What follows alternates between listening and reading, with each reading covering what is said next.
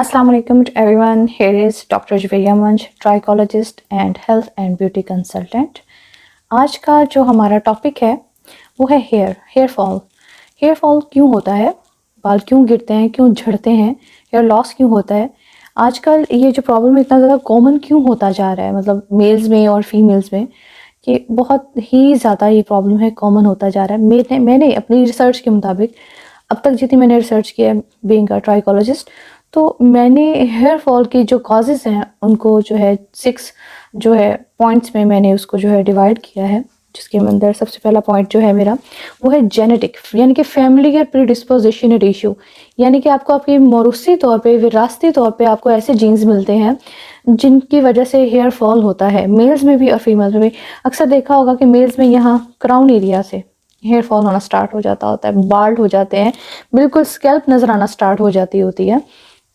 ठीक है, इसी तरह फीमेल्स में भी होता है। फ्रंट फीमेल पैटर्न बाल्डनेस का इशू होता है। फीमेल्स के यहाँ से फोरहेड से, फ्रंट से बाल जो है शेड होना स्टार्ट हो जाते होते हैं, बिल्कुल बाल्ड होना स्टार्ट हो जाता होता है। तो ये जेनेटिक इशू होता है, यानी कि आपको आपके माँ बाप से मिलने वाली जीन्स जिसकी वजह से आपको हेयर फॉल का इशू होता है, इसको क्या बोलते हैं? Genetic hair fall. इसको जेनेटिक हेयर फॉल बोलते हैं। और सेकंड जो काज है मेरे पास यहाँ पर वो है हॉर्मोन्स का डिस्टर्बेंस, हॉर्मोन्स का साइकिल डिस्टर्बेंस। मेल्स में क्या होता है, DHT रिसेप्टर्स जो होते हैं वो बॉडी में बढ़ जाने की वजह से मेल्स को जो है हेयर फॉल का इशू होता है।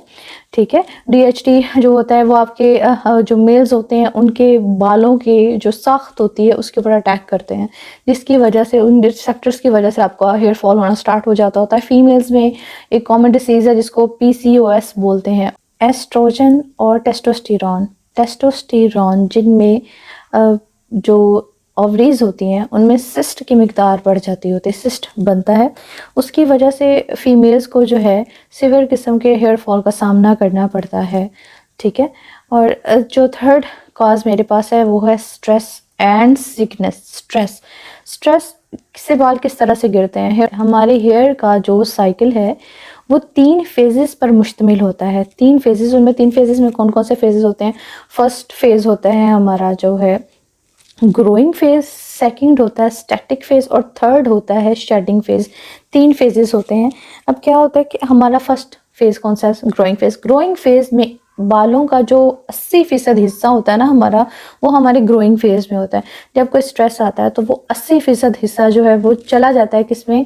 शेडिंग फेज में, और बाल गिरना स्टार्ट हो जाते होते हैं। और बाल गिरते भी किस तरह से? लेयर्स की सूरत में। उन लेयर्स के साथ छोटी छोटी सी रूट्स भी लगी हुई होती हैं। ठीक है, हम ब्रश कर रहे हों, बालों हेयर ब्रश कर रहे हों, कॉम कर रहे हों, या जब सर धो रहे होते हैं, बालों को शैम्पू कर रहे होते हैं, तो वो लंबी लंबी सी लेयर्स को हम अक्सर यूं हाथों से खींच खींच कर भी अपने बालों से जो है अलग कर रहे होते हैं। तो इस तरह का होता है। अब जिस तरह सिकनेस है, जिस तरह किसी को टाइफाइड हो जाता है, मलेरिया हो जाता है, जिस तरह कोविड आया था, उससे मुतासरा लोगों को भी बहुत ही ज़्यादा जो है सीवियर किस्म के हेयर फॉल का जो है सामना करना पड़ा था। तो साइकिल जो होता है स्ट्रेस का और जो आपका सिकनेस का, उसकी वजह से हेयर फॉल का जो साइकिल है वो काफ़ी हद तक डिस्टर्ब होता है और फिर बहुत सीवियर किस्म का जो है हेयर फॉल होता है। और फोर्थ जो काज है मेरे पास यहाँ पर जो मैं आपसे डिस्कस करना चाहूँगी, फोर्थ काज में आ जाता है एक्सटर्नल फैक्टर्स, जिनमें एनवायरनमेंट होता है। यानी कि आपका एनवायरनमेंट, अगर आप डस्टी एनवायरनमेंट में हो या ऐसे एरिया में हो जो मतलब रेतला इलाका है, डेजर्ट एरियाज़ में आप रहते हैं, ठीक है, तो बालों में डस्ट जो होता है वो रहता ही है। तो अगर आप अच्छा शैम्पू यूज़ नहीं करते हो, ऑयल नहीं यूज़ करते हो, बालों को हाइड्रेट नहीं रखते हो, स्टीम नहीं देते हो हेयर को, तो आपका जो है हेयर फॉल होता ही होता है। बाल क्रंच होकर टूटना शुरू हो जाते हैं। आपके बालों की जो साख्त होती है ना, वो एक केराटिन प्रोटीन होता है, उससे बनी हुई होती है। तो इस तरह से जो डस्ट होती है ना, वो आपकी केराटिन की जो होती है ना बनी हुई साख्त, उसको डैमेज करती है।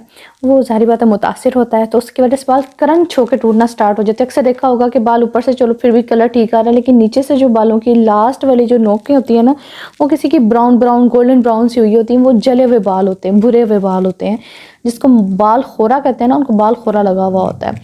और फिफ्थ कॉज जो मेरे पास है वो है हेयर वैक्स। आप स्ट्रेट करते हो, डाई करते हो बालों को, आयरन यूज़ करते हो, ठीक है, स्ट्रेटनर यूज़ करते हो, उससे जो आपकी हेयर केराटिन के जो बनी हुई लेयर होती है ना, वो जल जाती है। उससे भी बाल झड़ना शुरू हो जाते हैं, टूटना शुरू हो जाते हैं, झड़ना शुरू हो जाते हैं। और जो फिर हमारे पास आ जाती है 6 कॉज है न्यूट्रिशनल डेफिशिएंसी। अगर आपकी बॉडी के अंदर विटामिन ई, विटामिन के, विटामिन डी, जिंक की डेफिशिएंसी है आपकी बॉडी के अंदर, तो उसकी वजह से भी हेयर फॉल होता है। हमारी बोन्स दर्द होना शुरू हो जाती है, हमें वीकनेस फील होती है, हम इतने ज़्यादा एनर्जेटिक नहीं रहते, हम ठीक से मूव ऑन नहीं कर पा रहे होते हैं, कोई काम में दिल नहीं लगा पा रहे होते हैं, हमें बस स्ट्रेस रहता है। ये न्यूट्रिशनल डेफिशिएंसी की को मैं स्ट्रेस भी कहूँगी, क्यों हम ज़ाहिर बात अगर हमें न्यूट्रिशनल डेफिशिएंसी है तो स्ट्रेस का अटैक हम इजीली अडॉप्ट कर लेते होते हैं। तो ये 6 की 6 कॉजेज़ हैं जो मैंने आपके साथ डिस्कस की हैं, इसकी वजह से हेयर फॉल होता है। अब आप इससे आपको इतनी अवेयरनेस हो चुकी होगी कि आपको पता चल जाएगा कि आपको हेयर फॉल किस कॉज की वजह से होता है और वो कौन सा हेयर फॉल है।